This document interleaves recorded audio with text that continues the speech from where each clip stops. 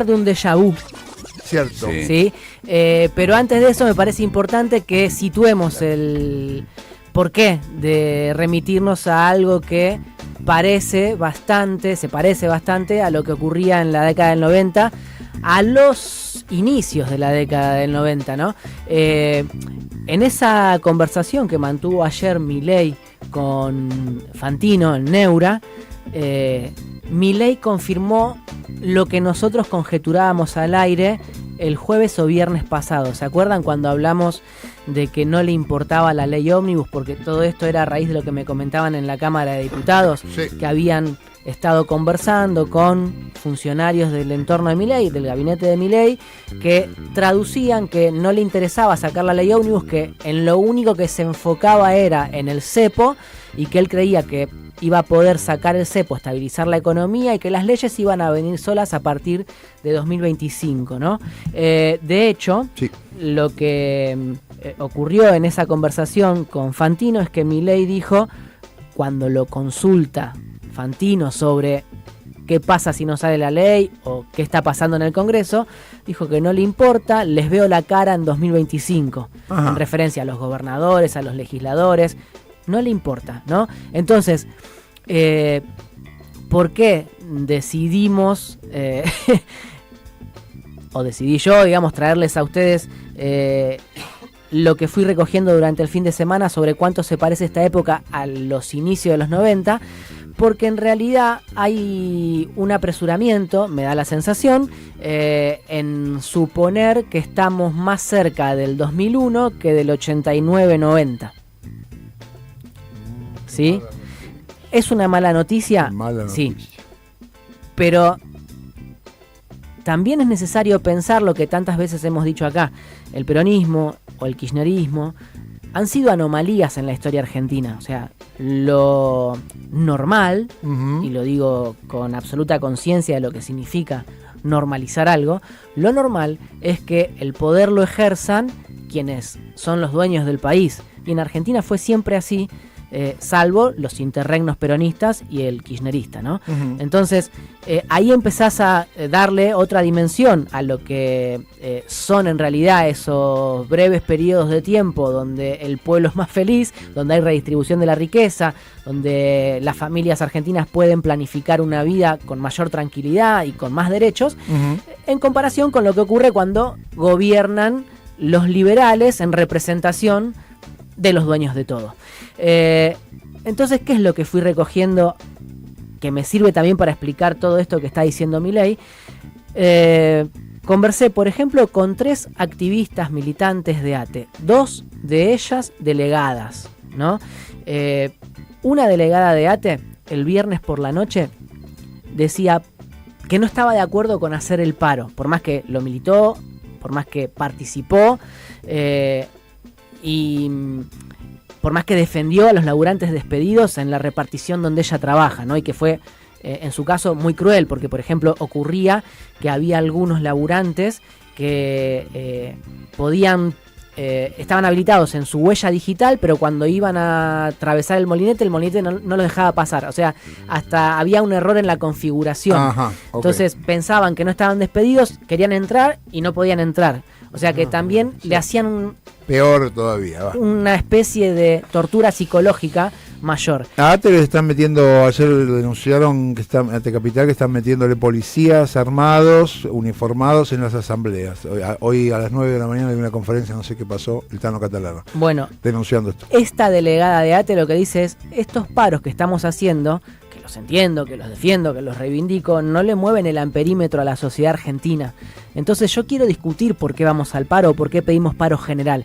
Y estoy hablando de una delegada de ATE a la que conozco de hace mucho tiempo y que la he visto sangrar en las marchas. O sea, ha sido atacada, baleada.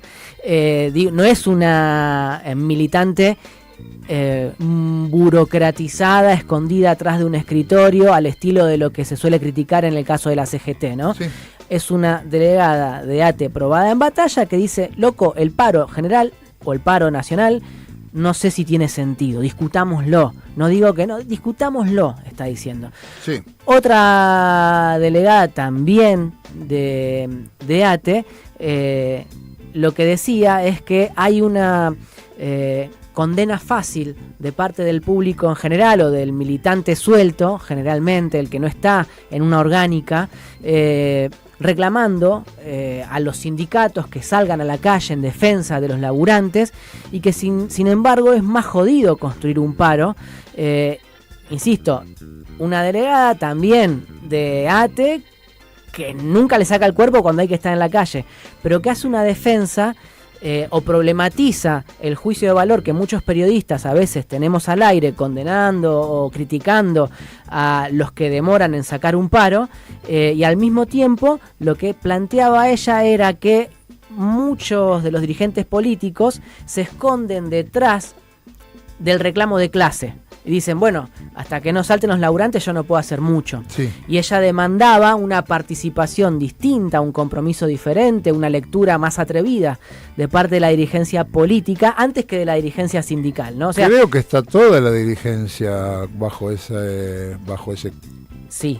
idea de que salte la sociedad. Hacia eso vamos a ir ahora en un ratito. El otro testimonio de otra activista de ATE, en este caso no se trata de una delegada, sino de una docente que está afiliada a dos sindicatos, a UTE y a ATE. Ajá. Y que el jueves pasado no paró. Cuando se convocó al paro de Cetera, ella no paró. Ella está en pareja con un laburante estatal que fue despedido el miércoles anterior, el previo a Semana Santa, y que entonces cuando saca el paro la Cetera para el jueves pasado, ella dice, lo conversa con su compañero, yo no voy a parar, porque nos descuentan 35 lucas, ahora yo soy sostén de hogar, y la verdad que están pidiendo listas en la escuela de los que paran. Uh-huh. Y entonces ella dijo, en esa reunión de la que pude participar, dijo, yo sentí que mi ley me ganó un poco. Y la verdad es que cuando vos la escuchás hablar a ella, insisto, una mina dispuesta a la lucha, al menos en mi caso, yo trato de cotejar muy bien lo que tengo que decir al momento de explicar un conflicto gremial. Sí. Porque no es tan sencillo, ¿no? O sea, para mí es muy cómodo venir con el micrófono en una radio donde encima impera la libertad plena, podemos decir lo que se nos canta. Es muy sencillo decir, aquel no se atreve a parar, o fulano hace tal cosa, o mengano rosquea otra, no sé. Entonces, eso mismo, que pueden ser 3 casos aislados, termina haciendo sentido cuando consulté a un dirigente que participó de las luchas de los 90, del 88, 89, 90, 91, 92, que entre otras cosas dice que los paros que se hacían en aquel momento eran paros políticos, donde la sociedad no bancaba los paros, igual que se dice ahora, uh-huh. Igual que la moneda que pone Milei sobre la mesa, que es hagan paro total, a mí me sirve porque la sociedad los condena a ustedes y no a mí. Bueno, cuando asume Carlos Menem, la situación, el clima social, según este dirigente que también participó de todas las luchas que hubo en ese momento, era que estaban solos. Que los dirigentes gremiales estaban solos, uh-huh. Que eran puteados por la clase media en general. Aparte había, en los 90 se había terminado la política, había caído el muro, era el momento en que los tecnócratas tenían que manejar las cosas y la política era...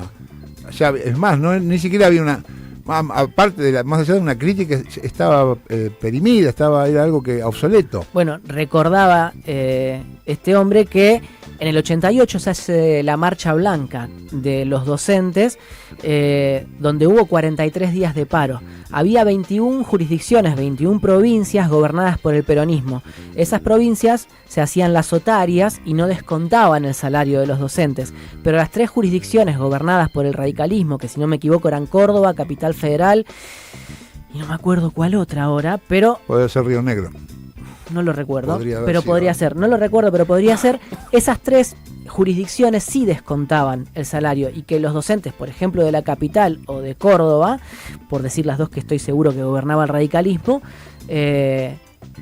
sufrieron el descuento completo de sus salarios y solo percibieron las asignaciones familiares durante esos 43 días. El salario entero, no le pagaron. No les pagaron salario. Entonces, había que estar dispuesto a mucho. Y lo que este tipo cuenta es que cuando montan los docentes la carpa blanca, lo hacen como una medida de desesperación porque tampoco contaban con el apoyo de la sociedad frente al gobierno menemista para reclamar por mejores salarios. Es decir, estaban hartos de ir al paro y que el paro no tuviera consecuencias. Claro. O sea, su medida de lucha, su herramienta gremial carecía de sentido. ¿Qué es lo que contás? Ahora, o sea, estas 35 lucas de la compañía de ATE no valen la pena, ese es el problema, porque por ahí lo calculás distinto, es decir, no, vamos a hacer un paro y se pudre todo a la mierda y así, no sé qué, y es un escándalo, pero es un paro que después no pasa nada y yo me perdí 35 lucas, por supuesto que el cálculo es diferente. Por eso están midiendo tanto cuándo paran, cómo paran, si hacen paros por sindicatos o si van todos al paro primero general. De mayo. Exacto, bueno, todas esas discusiones que se dan entre algunos dirigentes que conducen la CGT y que hay distintas acepciones. O sea, dentro de la CGT está la corriente federal de los trabajadores, que está referenciada en los gráficos, los bancarios, la UOM, y que tienen una mirada que discrepa respecto de la que tienen los estacioneros de servicio o la que tiene el propio Daer.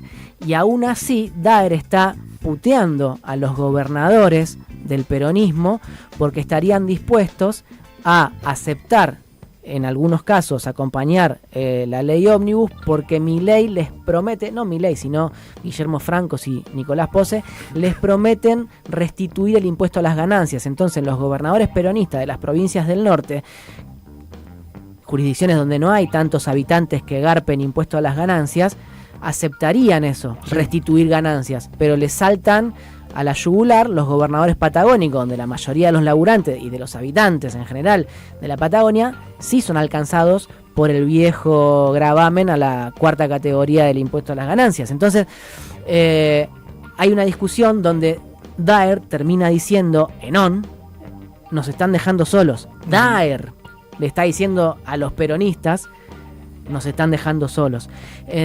Con lo cual,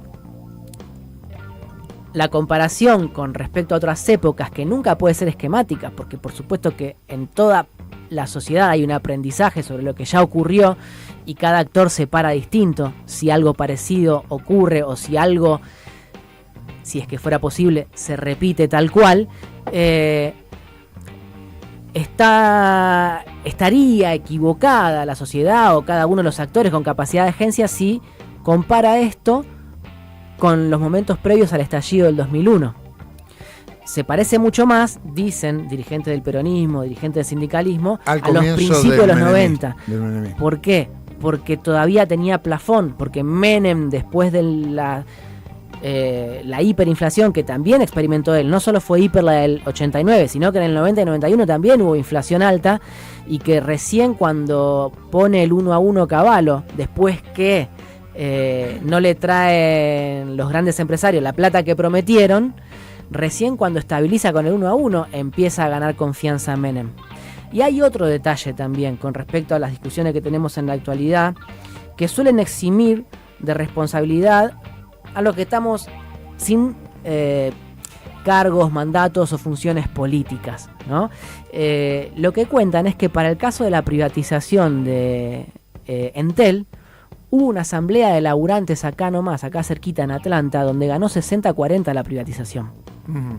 O sea, los propios laburantes pidieron la privatización de Entel, ¿no? O sea, los laburantes de Foetra, que está dentro de la CTA hoy Foetra, votaron para que se privatice la empresa de teléfono del Estado.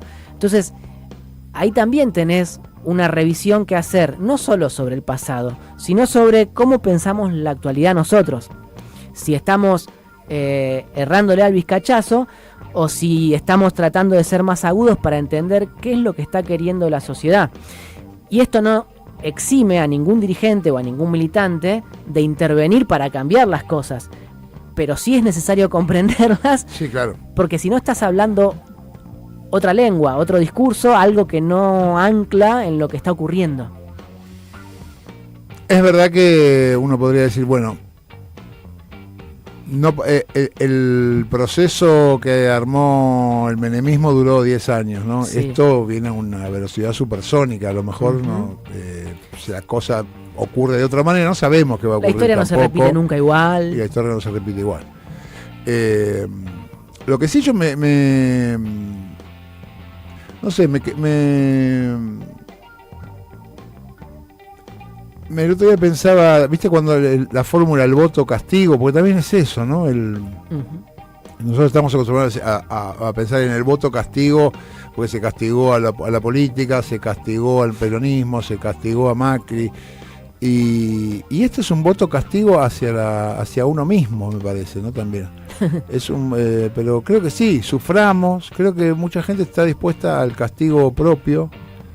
Por eso la imagen de Milei baja un poquito, o no baja, o no sabemos cuánto baja, pero de hecho, la verdad lo que está haciendo Milei es incomprensible, es inentendible, ¿no? Es profundamente desconcertante. Ayer nomás. También volví a revisar la semana pasada, Soberanos hicieron ese encuentro donde se planteaba si era viable hacerle un juicio político a Milei o no, con un montón de abogados muy, muy pesados y qué sé yo. Y a mí, la verdad, en aquel momento digo, puta, esto es un problema político, se tiene que solucionar con la política, con la sociedad, con la ciudadanía.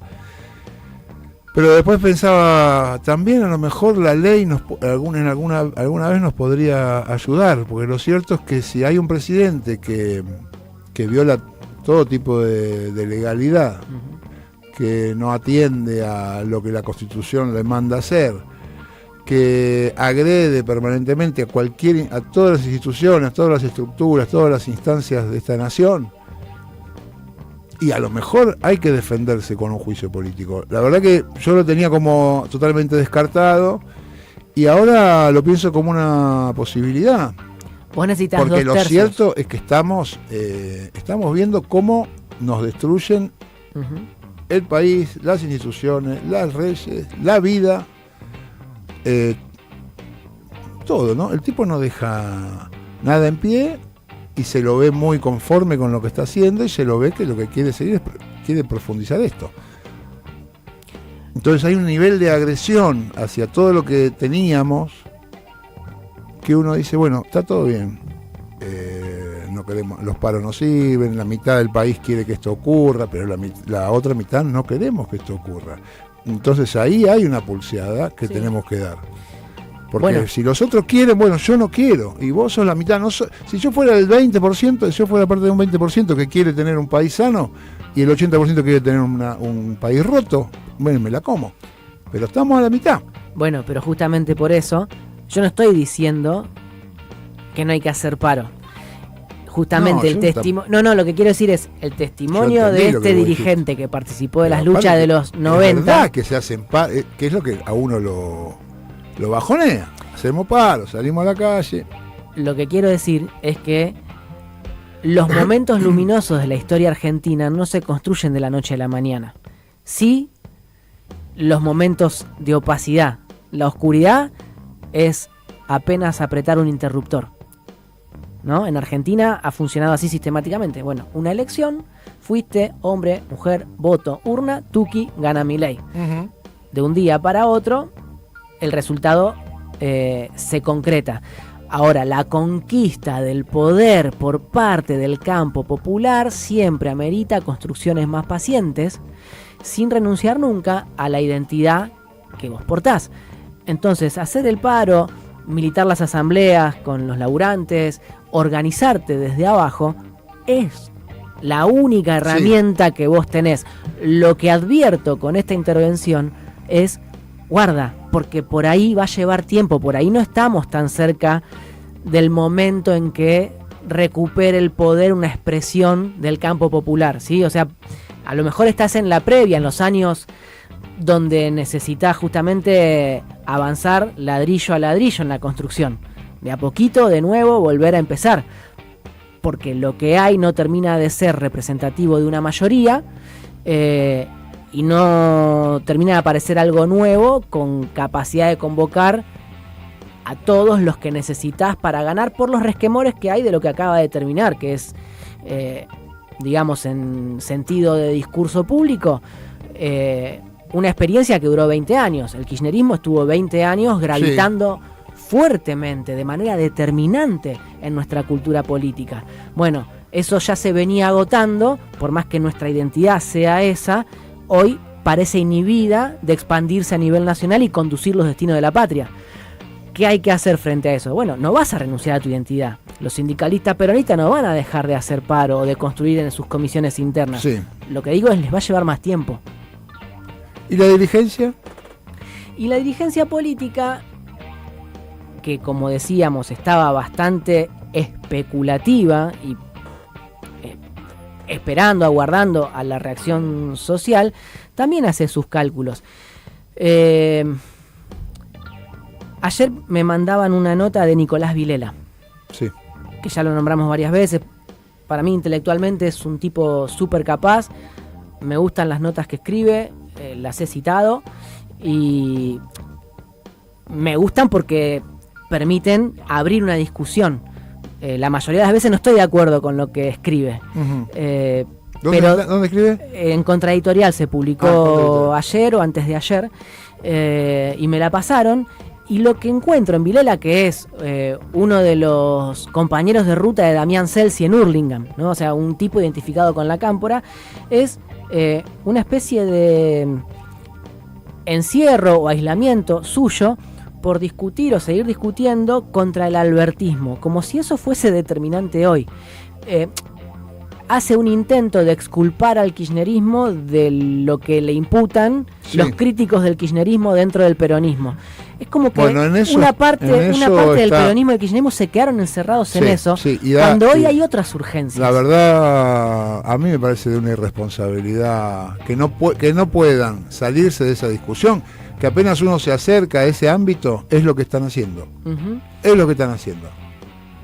A mí me parece tan loco. Para mí me parece que esos compañeros están locos. Yo tengo una manera un poco más sofisticada de definir lo que está ocurriendo. Con cariño. Sí, ya sé, pero a ver, estoy siendo yo crítico de Nicolás.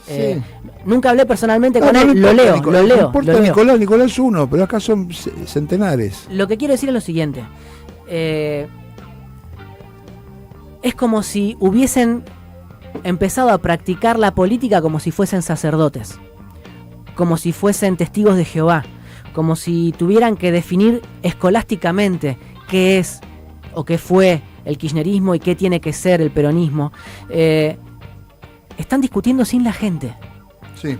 Están conversando a través de medios públicos.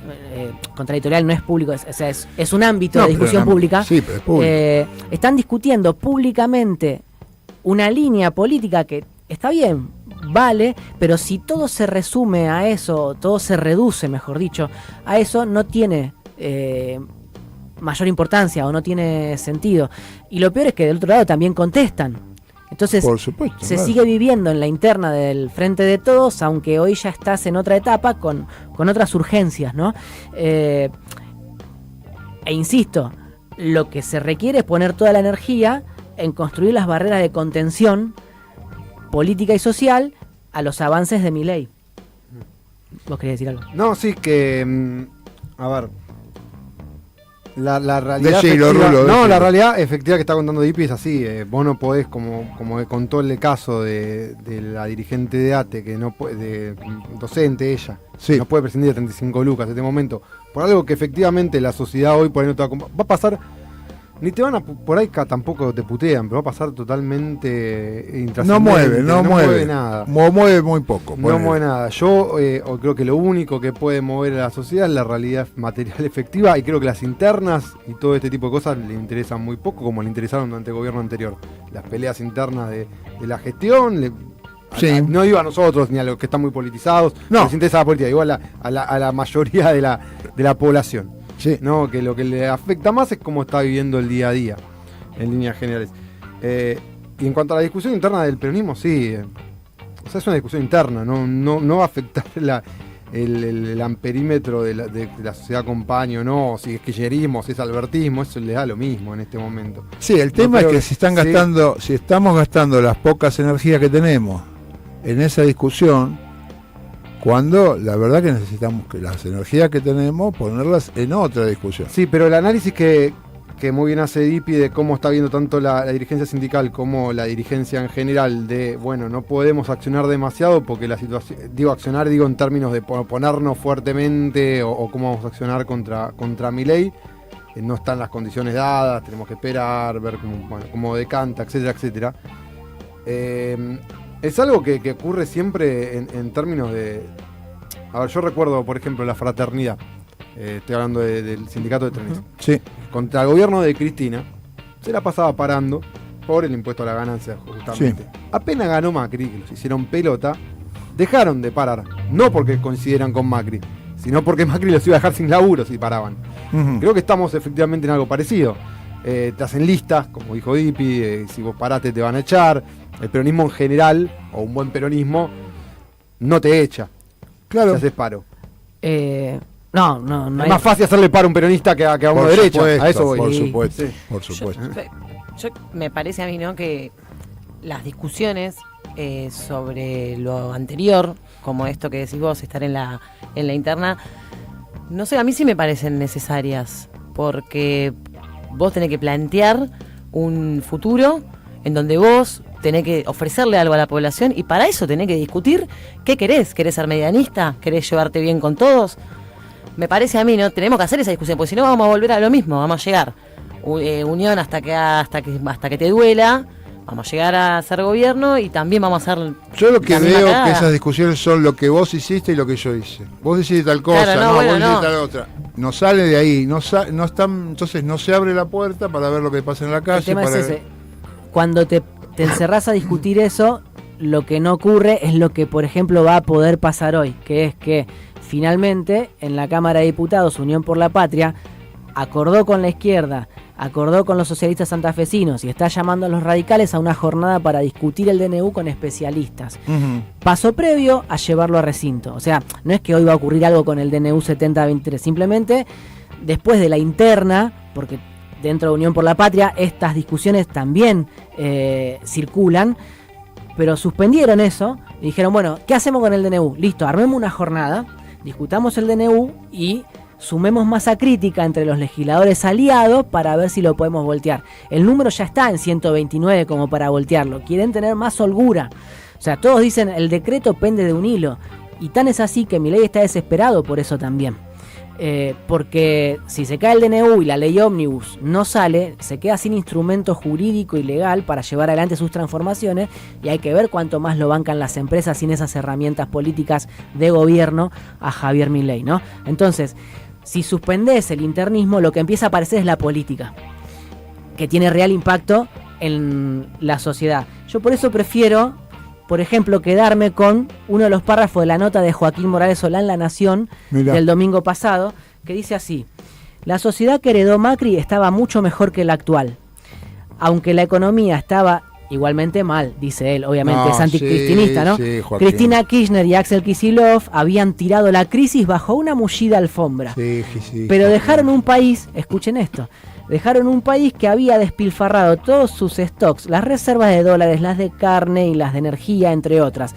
La sociedad argentina en los primeros tiempos de Macri podía tolerar los iniciales aumentos de tarifas de servicios públicos. Cristina los dejó muy por debajo del valor que tenía en los últimos tiempos de Alberto Fernández, aclara. Pero la segunda y tercera ola de aumentos lo condenaron a Macri a un solo mandato presidencial y le negaron la reelección.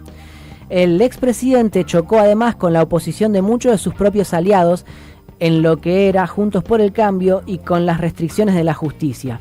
Cuidado ahora con la justicia. Le está avisando a Milei, Joaquín Morales Solá, que lo que está haciendo puede hacerlo chocar. Milei parece no detenerse en estos argumentos. No es que no los ve, no es que no los conoce, sino que decide avanzar igual. Y como dijimos la semana pasada, a partir de lo que nos enseña Kaufman todo el tiempo, el daño material producido a la sociedad no necesariamente se traduce directamente en una síntesis política que voltee lo que está ocurriendo o que termine con el daño. A veces la sociedad puede tolerar grandes malestares sin saltar. Bueno, de todas formas, Morales Solá y otros en Clarín y en distintos medios están diciendo guarda porque los aumentos de tarifa van a impactar en tu base de sustentación electoral. ¿Listo? ¿Algo más? No, más. Que están... Ya va, Dani, Es tan desconcertante lo que está pasando, que así como puede no pasar nada y la gente se banque todas pero hasta que no pueda más y se lo sigan bancando, como que un momento es un catalizador y explote todo. Es impredecible. Sí. Alguien tiró una metáfora que era, como es, no sabemos si va a haber chispa o no, pero el campo está seco. Sí. Es eso. Dipi, muchas gracias.